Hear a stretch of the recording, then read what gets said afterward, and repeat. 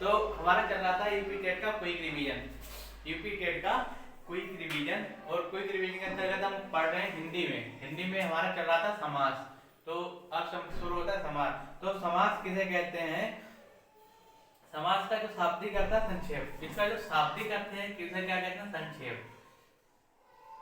समाज का जो शाब्दिक अर्थ है वो है संक्षेप। यानी जैसे संक्षिप्त में कहना होता है, जैसे राजा का पुत्र, जैसे राजपुत्र कहते हैं। राजपुत्र, राजपुत्र का क्या मतलब होता है? राजा का पुत्र। यानी राजा का पुत्र को हम क्या कह सकते हैं? राजपुत्र। ठीक है। तो इसी प्रकार से समाज का मतलब क्या हुआ? संक्षेप में। यानी दो या दो से अधिक शब्दों से मिलकर एक नए नए सार्थक शब्द को समास कहते हैं। क्या कहते हैं? दो या दो से अधिक, दो या दो से अधिक शब्दों से, दो या दो से अधिक शब्दों से मिलकर बने एक नए शब्द को, एक नए सार्थक शब्द को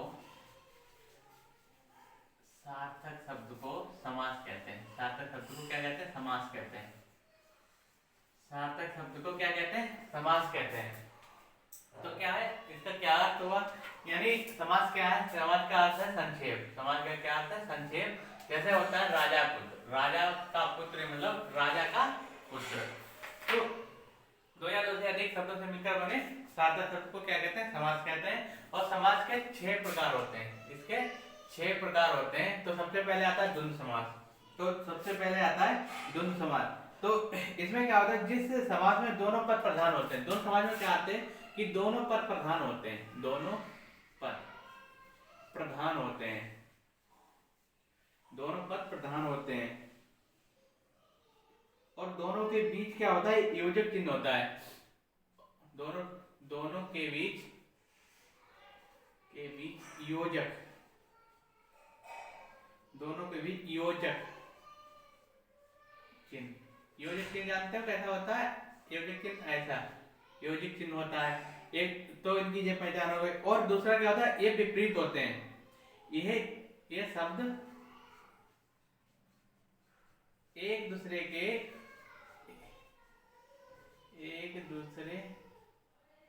के विपरीत होते हैं। ऐसे हम समझ सकते हैं विलोम शब्द। इन्हें हम सब क्या समझ सकते हैं? विलोम शब्द। जैसे होता है दिन, जैसे हम कहते हैं दिन, और दिन में क्या योजक चिन्ह जब आ जाता है, और दिन का क्या उल्टा होता है? रात, विपरीत। यानी दिन का उल्टा क्या हुआ? रात। ठीक है। द्विग समाज आ जाओ। द्विग समाज में क्या होता है? संख्यावाची समाज होता है। द्विग समाज में क्या होता है? ये संख्यावाची समाज होता है। कि इसमें क्या होता है? संख्यावाची समाज होता है। और इसमें क्या होता है? जिस समाज का पहला पद संख्यावाचक हो, जिस समाज का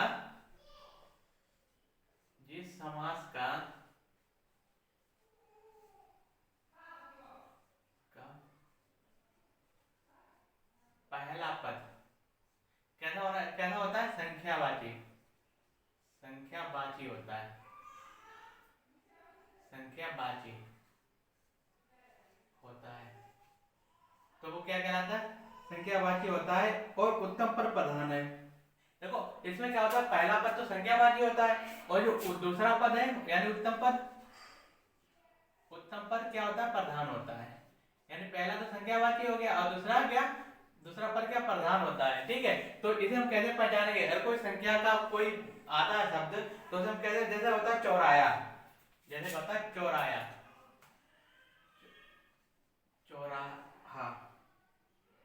चौराहा यानी चौराहा यानी चारों ओर। चौराहा मतलब क्या था? चारों ओर से, मतलब चारों ओर से रास्ता है। चौराहा कौन सा होता है? चारों ओर की रास्ता है। यानी जिसमें देखो संख्यावाची, पहला शब्द संख्यावाची आ गया 4, तो 4 क्या है?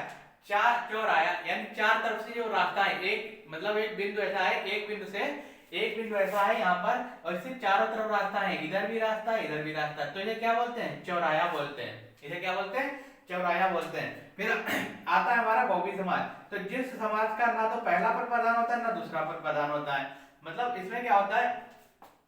ना तो पहला पद प्रधान है, ना तो पहला पद ना तो पहला पद प्रधान है और ना ही दूसरा पद, ना ही दूसरा पद प्रधान है।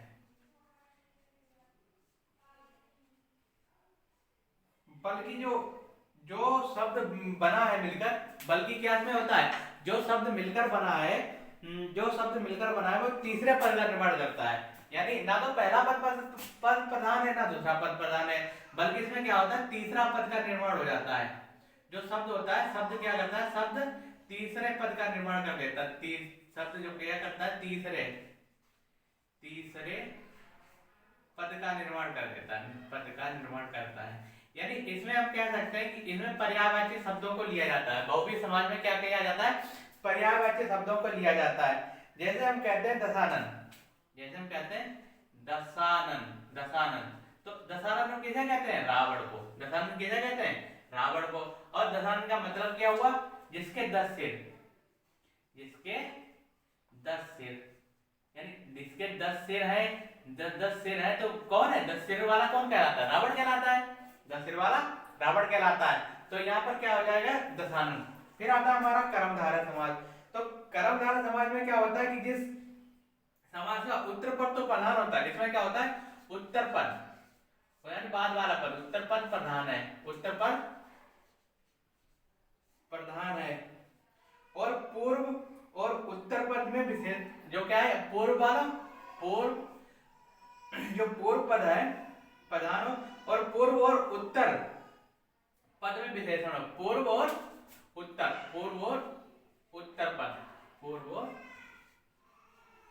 उत्तर पद विशेषण हो, यानी विशेषता बताता हो, विशेषण हो। यानी ये क्या होता है कि उत्तर पद प्रधान होता है और पूर्व और उत्तर पद की विशेषता, पूर्व जो है उत्तर पद की क्या बताएगा, विशेषता बताता है। जैसे होता है, जैसे होता है चरण कमल, जैसे होता है चरण कमल, चरण कमल, यानी चरण, देखो चरण और कमल, यानी उत्तम पद तो प्रधान है, उत्तम पद क्या है, प्रधान है, और पहला पद क्या है, पहला पद क्या है, प्रधान नहीं है, तो उत्तम पद इसमें क्या है, प्रधान है।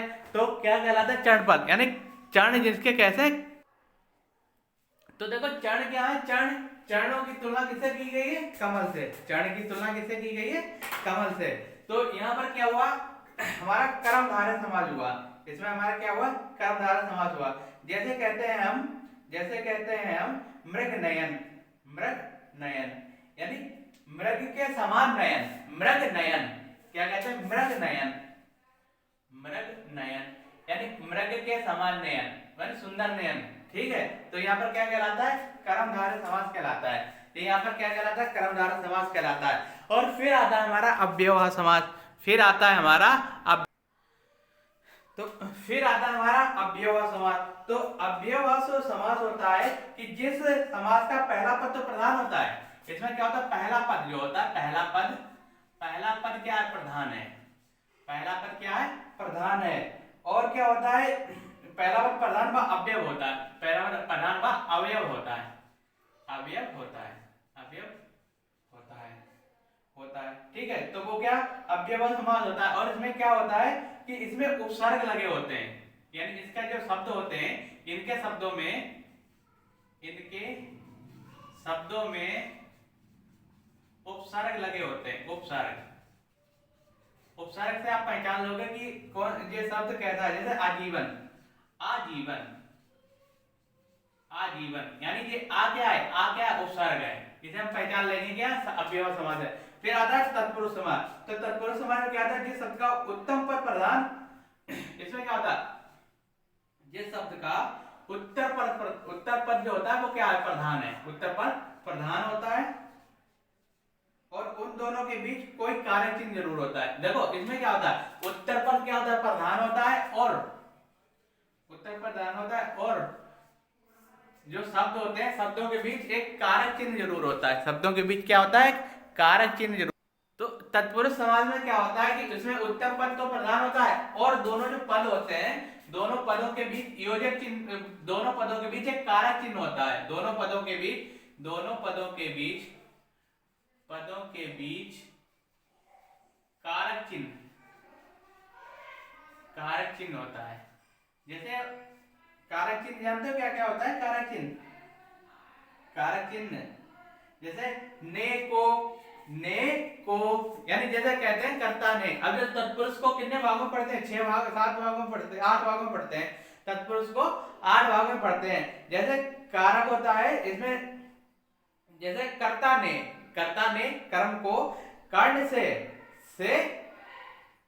कर्ण से संपादन के लिए अपादान से अलग, संबंध के लिए काकी के, और संबंध के लिए काकी के। तो ये क्या हुआ काकी के, और क्या इस प्रकार से इन पर पढ़ते हैं। तो पहला क्या आता है जैसे अंत तत्पुरुष समास। तत्पुरुष का समास का देखो उदाहरण एक हम बता देते हैं आपको। जैसे होता है यश प्राप्ति, यश प्राप्ति, यश प्राप्ति। तो यश प्राप्ति की हम क्या मीनिंग लिखेंगे? यश की प्राप्ति, यश की प्राप्ति। देखो इसमें की क्या कारक शब्द आ गया, ये यश की प्राप्ति, यश की प्राप्ति। ठीक है, तो क्या क्या कहलाता है ये यश की प्राप्ति। इसमें क्या होता है? एक कारक चिन्ह जरूर आता है, कारक चिन्ह। तो ये तो थे हमारे समास, ये तो थे हमारे समास। और इसके बाद एक शॉर्ट वीडियो भी आपको हम देंगे, शॉर्ट वीडियो एक इसके बाद तुरंत देंगे आपको 4 से 5 मिनट का।